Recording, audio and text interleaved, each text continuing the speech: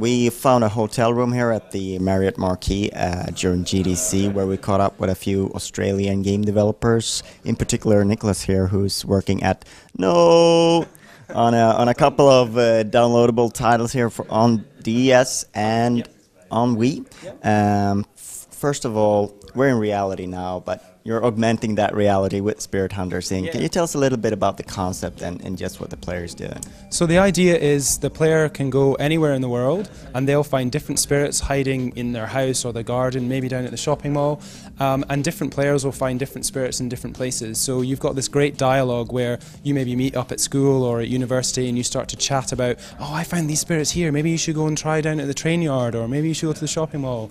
So there's that whole really interesting social dynamic, and then obviously we've got the gameplay of the augmented reality. So you're moving your DSi around and the spirits are moving around based on your position, and you're battling them almost as if they're in the real world.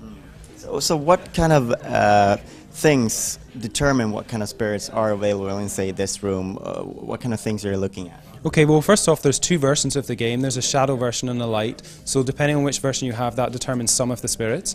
The majority will be shared across both. And then what we do is we look at your level as a player, and then also the time of day, and that creates a really big list of spirits that might be able to spawn. And then when you go out into the real world and start hunting, we look at the color values as you start moving around. And so based on the color, the time of day, and your level, we then filter that down and go, these are the spirits. So maybe, just as an example, if you're in a really red area, there might be more fire spirits than perhaps if you're nearby the sea or something like that. So it's really one of those games that's gonna keep you going to different kind of environments just to get all the spirits. Yeah, exactly. And the cool thing is, if maybe you can't find a spirit in a particular place, you know, maybe it's the middle of winter in Sweden and it's just white outside, so you can't find anything other than nice spirits. If you've got friends who are maybe finding them in other places, then what you can do is you can create challenges, and that challenge allows me to give you a battle against a particular spirit, and so that way you can unlock them when maybe you're finding it tricky to find that one. And that's one game that looks really interesting. But you also have another game here on our side here on Wiiware.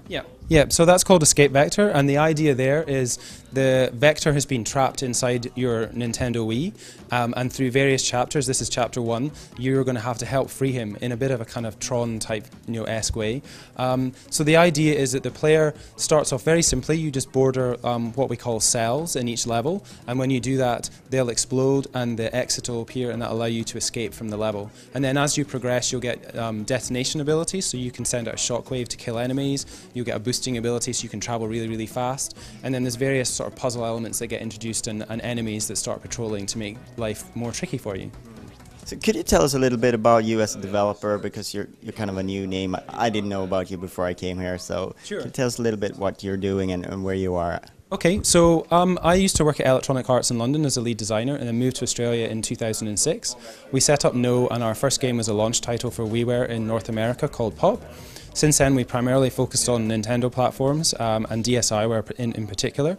And so our strategy is, what I look for in a gamer when I buy a games machine is I get really excited about all the cool stuff that the hardware can do for you. And so in the DSi, for example, it's got a camera, and we got really excited about, how can we make games that do really exciting things with a camera? And that's where Spirit Hunters came from. Because there's nothing better than, you go, wow, they're like Connect, you're doing something really cool with the hardware and really taking advantage of it. And that's our philosophy. And the Nintendo platforms, like the 3DS, there's just so many cool new features that we're going to hopefully bring to Spirit Hunters when we move on to the 3DS. So. Oh, a little bit of a tease there. But it's coming out on DSiWare first. Yes. Yeah, and Escape Vektor on Wiiware first. Hopefully both of them later this year, and then we're looking at bringing both of them onto the 3DS